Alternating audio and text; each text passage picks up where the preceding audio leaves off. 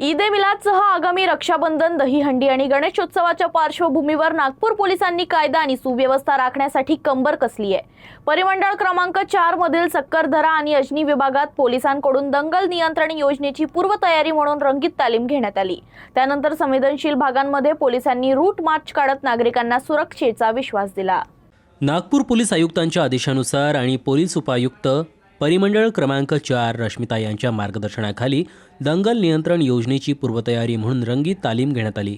या रंगीत तालीमेदरम्यान पोलीस अधिकारी आणि कर्मचारी लाठी, हेल्मेट, ढाल, गॅस गन तसेच दंगल नियंत्रणासाठी आवश्यक असलेल्या इतर साहित्याने सज्ज होते।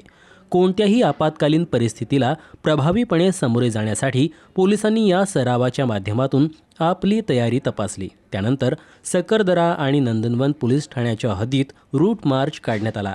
ताजबाग दर्गा परिसरातून सुरू झालेला हा रूट मार्च यासीन प्लॉट, शहनशाह चौक, आझाद कॉलनी, छोटी मस्जिद, पंचवटी आश्रम आणि बुलंद गेट मार्गे मोठ्या ताजबाग शॉपिंग कॉम्प्लेक्सपर्यंत काढण्यात आला।